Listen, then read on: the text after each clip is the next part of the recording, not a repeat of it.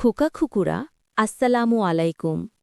আজকে আমরা শুনব আরেকজন মহান নবী ইলিয়াস আলাইহি ওয়াসাল্লামের গল্প, যিনি এমন এক সম্প্রদায়ের কাছে প্রেরিত হয়েছিলেন যারা মূর্তি পূজা করে আল্লাহর একত্ববাদ থেকে দূরে সরে গিয়েছিল। জুডিও খ্রিস্টান ঐতিহ্যে তিনি এলিয়াহ নামে পরিচিত। পবিত্র কোরআনে নবীদের গল্পের বর্ণনায় তারতম্য দেখা যায়। যেমন নবী মুসা আলাইহি ওয়াসাল্লামের নাম কোরআনে ১৩৬ বার এসেছে। আবার নবী ইউসুফ আলাইহি ওয়াসাল্লামের পুরো জীবন নিয়ে একটি সূরা উৎসর্গ করা হয়েছে। অন্যদিকে অনেক নবী আছেন যাদের সম্পর্কে খুব বেশি বিস্তারিত তথ্য দেওয়া হয়নি। আল্লাহ সুবহানাহু ওয়া তাআলা কোরআনে বলেন, আমরা সেই রসুলদের প্রতি ওহী নাজিল করেছি যাদের কথা পূর্বে তোমাকে বলেছি, এবং সেই রসুলদের প্রতিও যাদের কথা তোমাকে বলিনি। আর মুসার সাথে আল্লাহ সরাসরি কথা বলেছেন। সূরা আন-নিসা ১৬৪ আয়াত। এই আয়াতটি স্পষ্ট ইঙ্গিত দেয় যে কোরআন প্রতিটি জাতির কাছে প্রেরিত সকল নবীর একটি সম্পূর্ণ ঐতিহাসিক নথি নয়। তাই নবী জুল কিফল আল ইয়াসা এবং নবী ইলিয়াস আলাইহি ওয়াসাল্লামের মতো নবীদের সম্পর্কে আরও তথ্যের জন্য আমরা হাদিস, তফসির এবং অন্যান্য ইসলামিক সাহিত্যের উপর নির্ভর করি। নবী ইলিয়াস আলাইহি ওয়াসাল্লামের নাম কোরআনে দুবার উল্লেখ করা হয়েছে, একবার সূরা আল আনআমে এবং অন্যবার সূরা আস-সাফফাতে।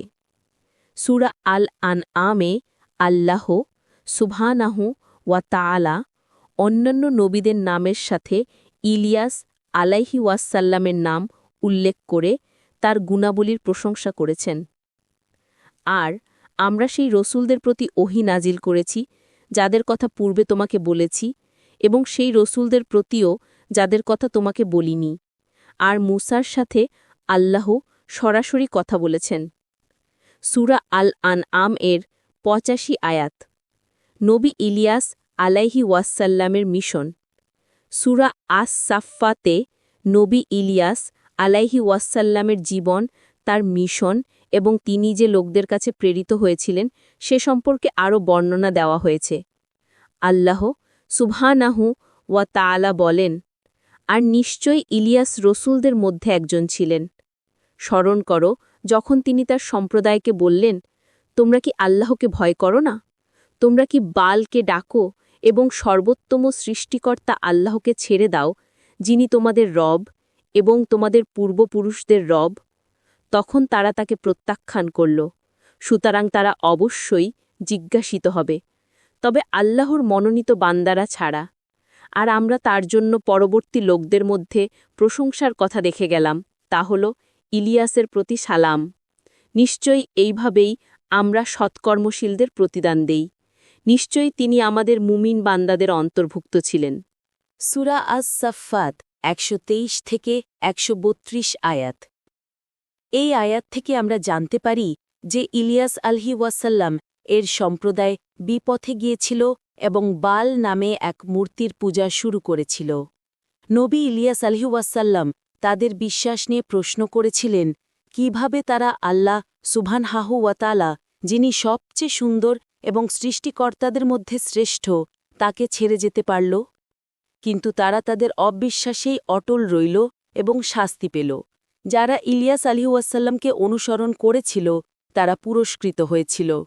কুরআন ব্যাখ্যাকারীরা এই তথ্যের উপর ভিত্তি করে কিছু অনুমান করেছেন। তারা বিশ্বাস করেন নবী ইলিয়াস আলাইহি ওয়াসাল্লাম ছিলেন নবী হারুন আলাইহি ওয়াসাল্লামের বংশধর এবং আল্লাহ সুবহানাহু ওয়া তাআলা তাকে বনী ইসরায়েলদের কাছে তাওহীদ বা আল্লাহর একত্ববাদ শেখানোর জন্য নিযুক্ত করেছিলেন। এটা এমন এক সময় ঘটেছিল যখন বাদশাহ আহাবের রাজত্বকালে বালাবাক শহরে মূর্তি পূজা বেড়ে গিয়েছিল। এই পৌত্তলিক দেবতা বাল এর পূজার কিছু ইতিহাস রয়েছে। সেমিটিক ভাষায় বাল ছিল একটি উপাধি যার অর্থ মালিক বা প্রভু বলে মনে করা হয়। অন্যান্য ঐতিহ্যবাহী বর্ণনা অনুসারে এটি ছিল স্বর্ণের তৈরি একটি মূর্তি যা ২০ কিউবিট প্রায় ৯ মিটার লম্বা ছিল এবং এর ৪টি মুখ ছিল। প্রাচীন মধ্যপ্রাচ্যের অনেক সম্প্রদায়, বিশেষ করে লেবানন, সিরিয়া এবং ফিলিস্তিন, বালকে উর্বরতা ও আবহাওয়ার দেবতা মনে করে তার পূজা করত। এই লোকেরা বিশ্বাস করত যে তাদের দেবতা অন্য সকল সৃষ্টিকর্তার চেয়ে অনেক শ্রেষ্ঠ। এই ধারণার বিপরীতেই নবী ইলিয়াস আলাইহিসসালাম তার সম্প্রদায়ের উদ্দেশ্যে বক্তব্য দিয়েছিলেন। ব্যাখ্যা করেছিলেন কিভাবে তারা যার পূজা করে সেই মিথ্যা মূর্তির পরিবর্তে আল্লাহ অর্থাৎ সুবহানাহু তাআলাই হলেন সৃষ্টিকর্তাদের মধ্যে শ্রেষ্ঠ। নবী ইলিয়াস আলাইহিসসালাম তাদের শিক্ষা দিয়েছিলেন যে একমাত্র আল্লাহ অর্থাৎ সুবহানাহু তাআলাই শূন্য থেকে কিছু সৃষ্টি করতে সক্ষম। তিনি শুধু বলেন, হও, আর তা হয়ে যায়। সূরা ইয়াসিন ৮২তম আয়াত। অন্যান্য জীবনের রূপ কেবল এক রূপ থেকে অন্য রূপে উপাদানকে রূপান্তরিত করে। আমরা আল্লাহ প্রদত্ত কাঠ নিয়ে তা থেকে চেয়ার তৈরি করি। আমরা যা তৈরি করতে পারি তাতে সীমিত থাকি, পক্ষান্তরে আল্লাহর সৃষ্টি সীমাহীন। কেবল তারই এই সহজাত ক্ষমতা বা শক্তি রয়েছে যে যা নেই তাকে অস্তিত্বে আনতে পারেন। এখন জনগণ কিভাবে শাস্তি পেয়েছিল তা অজানা।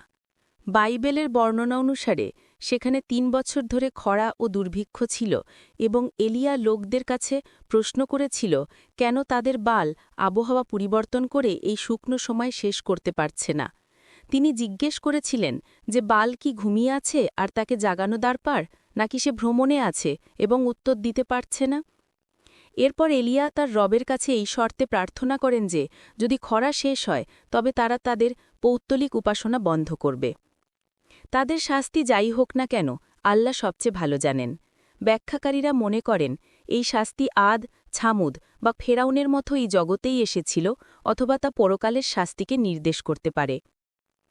আজকের গল্পটি যদি তোমাদের ভালো লেগে থাকে তাহলে অবশ্যই ভিডিওটিতে একটি লাইক দিও, বন্ধুদের সাথে শেয়ার করো আর আমাদের চ্যানেলটি সাবস্ক্রাইব করে পাশে থাকা বেল আইকনটি টিপে দিও যাতে পরের গল্পটি সবার আগে তোমরা দেখতে পাও। গল্পটি কেমন লাগলো তা নিচে কমেন্ট করে জানাতে ভুলো না যেন। সবাই ভালো থেকো, সুস্থ থেকো। দেখা হবে পরের নতুন কোনো ইসলামিক গল্পে। আল্লাহ হাফিজ।